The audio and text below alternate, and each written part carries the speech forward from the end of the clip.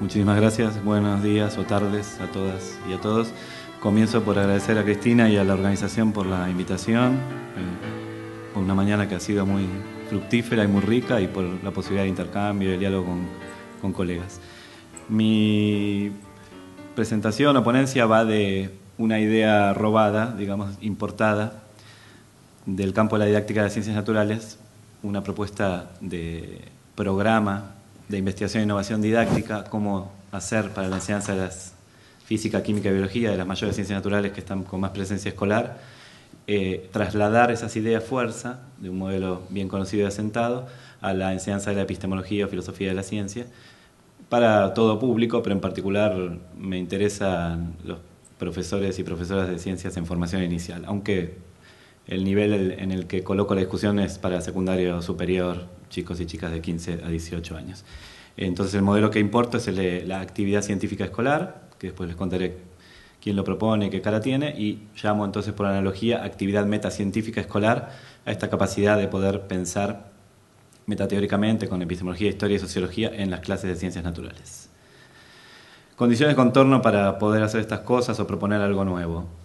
Los currículos de ciencias naturales de todo el mundo mundial y de la región en particular, y Argentina es un caso honroso en la vanguardia de América Latina, contiene una nueva componente curricular que siempre llamamos emergente, pero ya está recontraemergida, tiene 20 años de antigüedad, que es de carácter meta, de segundo orden, metadiscursiva, y aquí estoy hablando de filosofar sobre la ciencia o reflexionar sobre la ciencia en el campo de las propias ciencias naturales, no en la larga y rica tradición que tiene Argentina de hacer esto en el espacio curricular de filosofía, que existe, un poco avasallado, pero sobrevive hoy, sino en las clases de física, química y biología. La posibilidad de que una parte sustantiva de esas clases, una parte sustantiva del currículo de física, química y biología escolares, sea de carácter metateórico o metacientífico. Los chicos y chicas reflexionen sobre la naturaleza de la ciencia. Esa mirada meta se considera mundialmente y regionalmente y nacionalmente una competencia ciudadana necesaria, la mirada crítica y evaluativa, una síntesis virtuosa entre los contextos de evaluación y de educación de los que habla Javier Echeverría, ¿sí? Y entonces emerge la noción curricular de naturaleza de la ciencia, que de aquí en adelante aparece siempre identificada con NOS, que son las siglas en inglés de Nature of Science, que es como se conoce este campo muy activo en didáctica. Entonces tenemos una noción curricularizada de naturaleza de la ciencia, que refiere a un conjunto de contenidos educativamente valiosos, bien transpuestos y bien formados, del universo erudito metacientífico, epistemología, historia y sociología de la ciencia, que quedan incluidos en las asignaturas de física, química y biología de todos los niveles escolares, desde el inicial hasta el universitario, con la finalidad última de una reflexión crítica y sostenida acerca de la naturaleza última de la empresa científica, o sea, de la pregunta chalmersiana de qué diablos es esa cosa llamada ciencia. Aquí hay un pequeño ejemplo que corresponde a secundaria básica, a los núcleos de aprendizaje prioritarios promovidos por el gobierno anterior. Se dice explícitamente que se quiere fomentar en los chicos y chicas comprensión del conocimiento científico como una construcción histórico-social y de carácter provisorio. Y se enuncia esto como un contenido de enseñar, aprender y evaluar, parte del currículo de física, química y biología. ¿Qué otra condición de contorno? La didáctica de las ciencias naturales, nuestro campo de actuación, de investigación e innovación, reconoce lo que Matthews, profesor australiano, llama una aproximación a las metaciencias. Hay un paper famoso en los años 80 de un profesor estadounidense que es Dushel, que denuncia un desarrollo mutuamente excluyente entre didáctica de las ciencias y epistemología o filosofía de la ciencia, y pocos años después Matthews le replica y en el título de su propio artículo pone aproximación actual, ¿sí? Reconociendo que esas 3 o 4 décadas de exclusión mutua y de alejamiento y de sinsabores y de malos entendidos, está hablando centralmente de los años 50, las grandes reformas curriculares de los Estados Unidos, con recurso a una epistemología muy rasca y muy cutre, la epistemología del método científico tradicional, se está revirtiendo y se ven buenas señales. Se ve que los didactas hacia fines de los años 80 ya recurren a epistemologías más recientes y actuales de mejor calidad que permiten fundamentar una mejor enseñanza de las ciencias. Esa aproximación, reconocida ya hace 2 décadas y media, se establece con cierto eclecticismo y pragmatismo, dado que nosotros, los didactas y los profesores de ciencias, tenemos poquita formación metacientífica en general, y además con una diversidad sana de propósitos. Y entonces la diversidad teórica y la diversidad valórica de propósitos de uso de epistemología, historia y sociología genera un área de trabajo muy activa que se conoce internacionalmente como HPS, por History and Philosophy of Science and Science Education, ¿sí? O sea, contribuciones de la epistemología y la historia de la ciencia a la enseñanza de las ciencias naturales. Un área que hoy está consolidada y muy activa, y siempre pongo como muestra botón la publicación del Opus Magnum de profesor Matthews, el Handbook Internacional de Epistemología, Historia y Enseñanza de las Ciencias, en 2014, editorial de Springer, de 3 tomos, 2.500 páginas, 70 y tantos capítulos, 100 y tantos autores de 30 y tantos países, donde se congela el estado del arte de este campo de investigación muy activo. Entonces, eso da vigor y vigencia a las preguntas curriculares clásicas de César Coll, ahora traspuestas al campo metacientífico. ¿Para qué y cómo enseñar naturaleza de la ciencia a estudiantado y profesorado? Dentro de este panorama general, algunos presupuestos de partida. Para construir esta naturaleza de la ciencia, esta componente curricular nueva, nos basamos en un sustrato principalmente epistemológico, o sea que ya es un lugar común identificar naturaleza de la ciencia con una mirada epistemológica, poniendo más subsidiariamente historia de la ciencia, sociología de la ciencia y otras miradas meta que pueden ser disciplinadas o no disciplinadas, como estudios CTS, estudios de ciencia y género, feminismo científico, estudios sociales de la ciencia y tecnología, etc. También se ha privilegiado una aproximación a la epistemología que es, podríamos llamar, anglosajonizante. Y con esto quiero decir que la inviste de fuerte carácter metacientífico, la coloca en la órbita de las ciencias sociales, la considera una más de las disciplinas científicas sociales, una ciencia empírica, con un programa naturalizador, ¿no? De parecido al resto de las ciencias sociales. O sea, corriéndose de la otra cara de Jano, propia de la epistemología, que es la cara filosófica más humanista.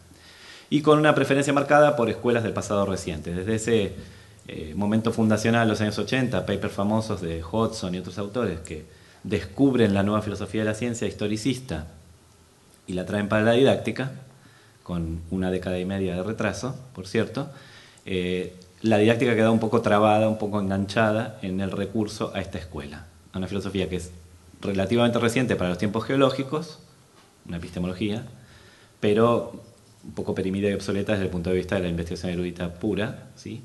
Y a la que se ha considerado que es la más interesante o más potente o más valiosa para el campo de didáctica porque de alguna forma sintonizaba con el ideal constructivista ochentoso, ¿sí? Con la nueva forma de enseñar ciencias propia de los años 80.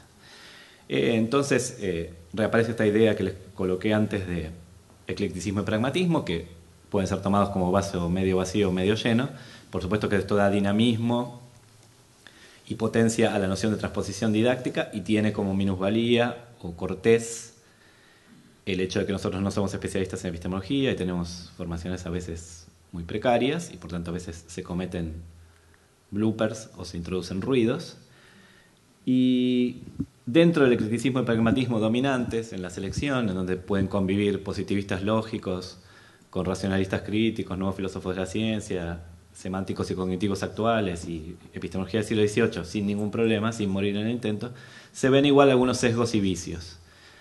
Por ejemplo, estereotipar al positivismo lógico como una escuela de centro-derecha ideológicamente y causante de todos los males en la educación, considerar el racionalismo crítico de Popper como demasiado novedoso respecto de la concepción tradicional, en lugar de situarlo en el espacio positivista tradicional, considerar la nueva filosofía de la ciencia como nueva, usando mal el rótulo y el nombre propio, reducirla solo al enfoque historicista, desoyendo los enfoques internalistas de crítica interna, de Putnam, de Quine, de Hanson, de todos los personajes encumbrados.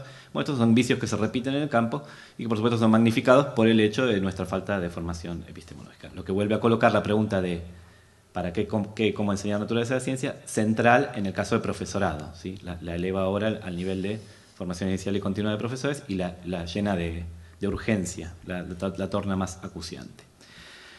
Para no hablar solo mal de la comunidad, ahora hablemos bien. 25 años sí es algo, al contrario del dicho. Hay producción, hay reflexión, hay argumentación y elucidación y hay corpus acumulado. O sea que se comienza a visorar de a poco y tímidamente una adecuada transposición didáctica de algunos contenidos epistemológicos para llevar a estudiantado y profesorado. Es en el seno de esta buena noticia última de esta diapo que aparecen los 2 libros compilados por Lidia que mencionó Cristina como material muy importante. el verde y el blanco, ¿sí? Que es esa, que tienen naturales las ciencias naturales y didáctica de las ciencias naturales, el caso de los modelos científicos. Recuerden que están hechos mayormente por didactas y profesores de ciencias, aunque hay intervención de epistemólogos, y dirigidos a la formación inicial de profesorado en instituciones de educación superior no universitaria, cosa que es una novedad muy bienvenida. Muestran lo rico del campo, que hay gentes que no siendo del palo filosófico, no proviniendo de la epistemología estrictamente, sí ya tenemos una producción, un trayecto, una reflexión sostenida sobre la problemática de enseñar filosofía de la ciencia a no filósofos, en particular a una subclase de no filósofos bastante obscena, que son los profesores de ciencias, que no quieren saber nada de filosofía y además tienen ideas de sentido común terriblemente abroqueladas sobre lo que la ciencia es o deja de ser y con qué se come. Más presupuesto de partida, discusión interesante en torno a los para qué enseñar epistemología, inaugurada ya por la profesora Rosalind Driver en los años 80, en un libro famoso, las distintas virtudes de la epistemología en los nuevos currículos de formación de ciudadanía, la participación de la mirada meta en la formación de ciudadanía, camino ganado gracias a la didáctica de la filosofía de la ciencia en sensu stricto, hecha por filósofos de la ciencia, o sea, impugnar los enfoques exegéticos en el peor sentido del término exegético, o sea, la lectura de textos bíblicos epistemológicos y la sola repetición y glosa por parte del profesor que sabe mucho y la sola atención cuasi altar de las vestales con el fuego eterno de los estudiantes que no se atreven a corregir una coma de Kuhn o de Lakatos o de Toulmin o Blodan. Una aproximación hegemónica anglosajona, muy capitaneada por los Estados Unidos, la National Science Foundation, los currículos de benchmark y standards, que se llama basada en tenets. Disculpen el inglesaje, pero no hay traducción al español de esto, son proposiciones, sería una palabra en castellano aproximativa. Tiene que ver con grandes verdades reveladas en las tablas de la ley sobre la naturaleza de la ciencia que se enseñan y aprenden casi catequísticamente. Esto estoy, por supuesto, aludiendo indirectamente al profesor Norman Lederman, ¿sí?, de Estados Unidos. Su propuesta principal, muy conocida y difundida en el campo de didáctica de las ciencias, es la enseñanza de 12 verdades que nadie se atrevería a dudar e impugnar sobre lo que la ciencia es. Tomadas mayormente de una light convergencia o confluencia de racionalismo crítico y nueva filosofía de ciencia historicista y no historicista. Y abundante producción de propuestas concretas, sobre todo en la vuelta del siglo. En lo que poco que llevamos al siglo XXI hay gran cantidad de propuestas concretas. Uno encuentra libros completos y artículos, capítulos de libros, presentaciones en congresos que se llaman sobre la naturaleza de la ciencia y cómo enseñarla, y traen propuestas de aula ya aterrizadas, ya listas para usar, de inclusión de estos contenidos centrales en formación de profesorado o estudiantado de ciencias naturales. A pesar de todo este terreno ganado, de 15 años de mucha actividad propositiva, se cae muchas veces en una enseñanza declarativa que forcluye estos contenidos al inicio del currículo, unidades 1 y 2, que es la ciencia con que se come. Si ven los libros argentinos, que son de mucha calidad en el panorama regional, los libros de texto de secundaria, todos tienen invariablemente una buena unidad al inicio sobre naturaleza de la ciencia, pero queda ahí medio cristalizada y después no se retoma a lo largo del resto del libro, los contenidos puros y duros de física, química y biología, y a menudo los profesores manifiestan que la saltean o la arrinconan o la dan solo como un material opcional y complementario a título declarativo, ¿sí? Bueno, entonces, en contra de esta tendencia a incluir más contenido, en lugar de que el contenido metacientífico sea meta en serio y esté por encima y controle todo lo demás, es mi propuesta de actividad metacientífica escolar. Primero, una búsqueda de consistencia y coherencia, cual diría mi directora de tesis, la Mercedes Izquierdo, un no agarramiento de dedos con la puerta, epistemológico y didáctico con lo que se proclama para el contenido científico. O sea, si hemos ganado 50 años de investigación en didáctica de ciencias naturales y sabemos algunas cosas que no se deben hacer en un aula de ciencias, podemos analógicamente pensar qué no deberíamos hacer para esta nueva componente en el aula de ciencias. Inspirado analógicamente en el modelo cognitivo de ciencia escolar de Merced, que bueno, básicamente es una síntesis virtuosa, no sé si calificarlo de tanto, entre aportaciones de Echeverría aquí presente y de Ronald Guire, o sea, tiene la parte de modelos y modelización del semanticismo actual estadounidense y la parte de la preocupación axiológica y valórica de contextos del profesor Echeverría. Dicho en corto, el modelo va de pensar, decir y hacer en torno a un problema relevante con finalidades y valores específicos. O sea, que se reconozca el problema que se está solucionando, que no haya respuestas prontas a preguntas no hechas, que eso sea con finalidades y valores de transformación activa, de toma de decisión, de insertación en el mundo real, y coordinando pensamiento, discurso y acción como tres esferas de la cognición humana. plantea una aproximación competencial a la naturaleza de la ciencia, entendiendo como una capacidad metareflexiva y metadiscursiva de operar con el contenido metacientífico en un contexto reconocible de evaluación crítica de la ciencia. Entonces, la genuina actividad metacientífica escolar tendría como componentes los modelos epistemológicos, las intervenciones que yo puedo hacer sobre la ciencia al pensarla epistemológicamente, los lenguajes que uso para lenguajear sobre la naturaleza de la ciencia y las metas y valores de tal actividad, que básicamente son las de pensar sobre y tener una visión crítica. Y ahí combino epistemología, historia y sociología, diciendo la epistemología ambientada en la historia de la ciencia y advertida por aportaciones sociológicas en contra del discurso tecnocientífico tradicional, retrofacho, usual, imperante en las aulas de ciencias, dado que los profesores de ciencias le tienen mucho cariño a la ciencia y no la miran con una mirada muy crítica. Entonces, el centro de la propuesta es que los modelos epistemológicos son modelos de algo, modelan las ciencias naturales escolares y los conceptos, por tanto, son herramientas prácticas o praxeológicas para pensar sobre las ciencias naturales escolares, no solo declaraciones de grandes epistemólogos, que el estudiantado o profesorado participa de una práctica social que tiene un parecido familia con la actividad metacientífica erudita, epistemológica, histórica y sociológica, que el homomorfismo entre las dos actividades es en lo más irreducible y estructurante, que es el pensar sobre, habilitarlos a pensar críticamente sobre la naturaleza de la ciencia. Recuerden siempre, para leer mi ponencia, que esto está en el campo de física, química y biología escolares, no en el espacio de filosofía donde esto ya se hacía. Estamos hablando en la propia aula de física, química o biología. Y la finalidad última es educativa, fomentar una valoración crítica de las ciencias naturales, que es algo que se discutió en la primera mesa. Bueno, muy brevemente, en los poquitos minutos que me quedan, algún ejemplo que otro.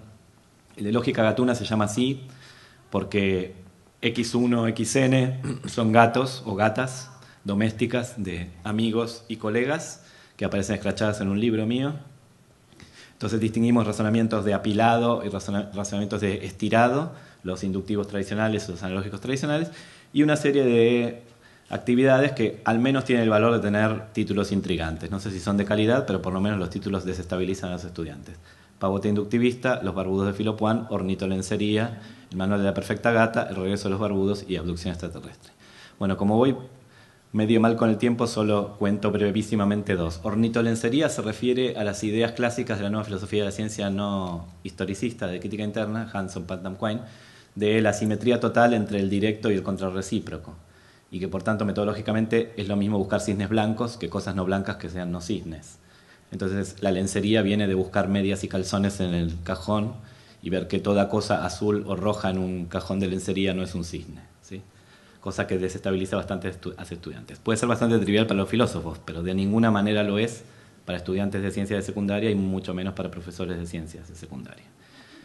Y el regreso de los barbudos tiene que ver con el epítome de estudiante de filosofía de la Facultad de Filosofía y Letras de la UBA, Philo Puan, y entonces pensar si la barba es algo que se puede arrastrar como un toque verticalmente o horizontalmente en razonamientos inductivos o abductivos, o pensar en condiciones necesarias y suficientes, caracteres necesarios y contingentes, y después volverle a dar una vuelta, porque uno puede pensar que son un epifenómeno de cosas que sí son más profundas.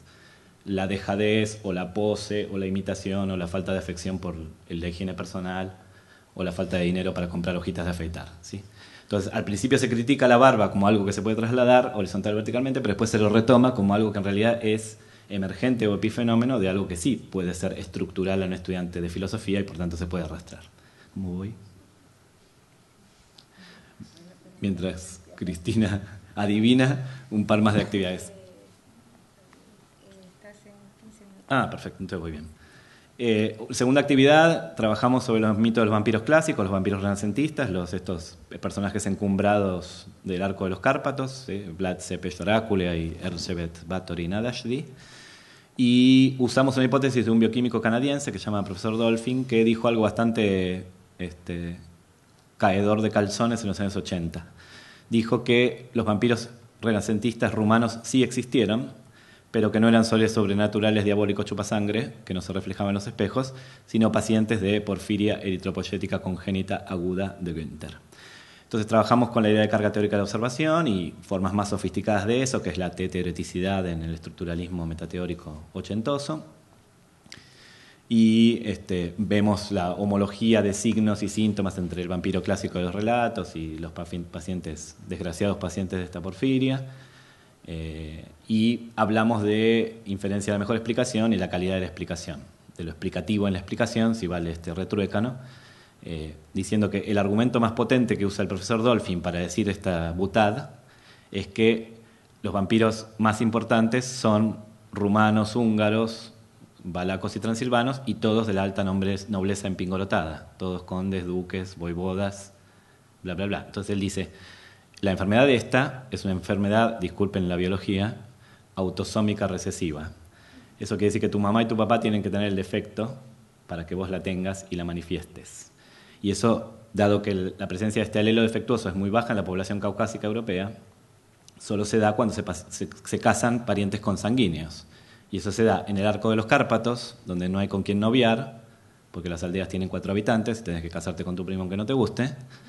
Y en la alta nobleza europea, decadente y geriátrica, que se casa con medios hermanos, bobos, para no heredar, ¿sí? Para no hacer diverger la herencia. Esto es lo que dice Dolphin, lo dice un poquito más elegante que yo fui un poquito brusco, pero es bien potente para hablar de la naturaleza abductiva de esas explicaciones de ciencias naturales y de la noción de inferencia es la mejor explicación. Después tenemos una actividad basada en Merced Izquierdo, directa, robada, adaptada por mí, expandida por mí, un diálogo entre 2 farmacéuticos inventados en París al inicio del siglo XVII, la transición entre el paradigma arborista y el paradigma iatroquímico, que tiene que ver con el abandono de las prácticas aristotélico-galénicas, el uso de tecitos, decocciones, tinturas, extractos vegetales para curar, y la práctica de una medicina mucho más agresiva, la iatroquímica, basada en sales y óxidos de metales nobles, digamos, o pesados, muy tóxica y muy venenosa, pero justo en el momento concreto de la llegada de la sífilis americana a Europa en los barcos, ¿sí? Del mal napolitano, del morbo barcelonés, se fueron echando la culpa entre ellos, ¿sí?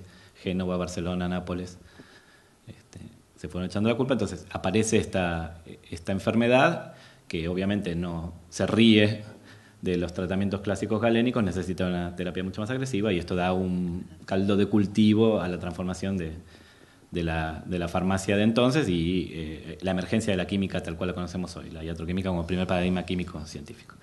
La actividad 4 se llama El gigante de Valvanera, tiene que ver con la metáfora del golem planteada por Collins y Pinch en su libro, muy expandida porque si se acuerdan del libro ahí solo lo menciona 2 renglones y apenas lo deja. Entonces nosotros tomamos la leyenda original en la versión de Sholem Aleichem y otras recreaciones, por ejemplo un episodio de Los Simpson. Y una de las versiones que usamos, y por eso se llama El gigante de Valvanera, es una versión porteña,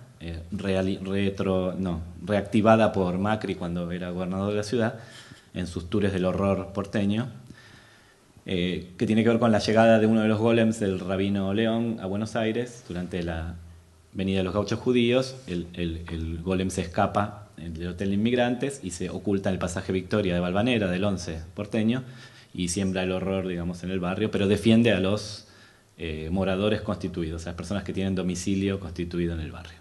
O sea que si ustedes van a comprar telas allá y los atraca un motochorro, el golem no los va a defender, porque tienen que tener domicilio en el 11 para que el golem los defienda. Entonces preguntamos estas 2 cosas. ¿Cuándo creen ustedes que la ciencia barre la sinagoga y cuándo siembra el horror en las calles de Praga? En directa relación con todo lo que planteó Javier en su conferencia, ¿no? de valores y axiología. Entonces, es una puesta en valor de la analogía. ¿Qué será barrer sinagogas? ¿Qué será sembrar el horror? ¿Qué será tener bajo la dominación de la palabra, de la palabra mágica, del Shem, ¿sí? Al monstruo? ¿Y qué será que se te salga de control y haga lo que quiere? Y la última actividad, el náufrago modelizador. No sé si se ve muy bien, pero es una viñeta que me consiguió un estudiante en un examen final, en el que sacó 10, obviamente. Un náufrago que dice en su diario: día 44, todavía estoy varado, con nada para ver más que una amplia superficie de agua hasta donde alcanza el ojo a ver. Es una ironía porque el fondo marino es sumamente rico. Entonces planteamos una nueva noción de modelo semanticista, parecida a la que Lidia colocó en su ponencia, ¿sí? Y hablamos de la idea de intervención hackiniana, ¿no? Este náufrago nunca va a ser científico porque nunca metió la cabeza bajo el agua. Espera solo que le venga el conocimiento en lugar de ser proactivo y hacerle algo al mundo y que el mundo le responda. Analogamos con el juego de caja negra, típico de profesorado, de una caja de zapatos forrada con cosas adentro y que hay que saber qué es lo que tiene dentro sin abrirla. Y pensamos en la naturaleza semántica de los modelos con bastante sofisticación. Bueno, creo que ya usé mi tiempo con justicia. Nada más que aquí habría puesto una foto cómica como suelo hacer al final, pero no da para la comedia hoy. Es una foto de mis estudiantes de epistemología de la física en la UBA con el hashtag Defendamos Exactas, por el día que estamos viviendo hoy, que es gravísimo lo que está pasando en las universidades públicas. Muchísimas gracias a todos y todas por su atención.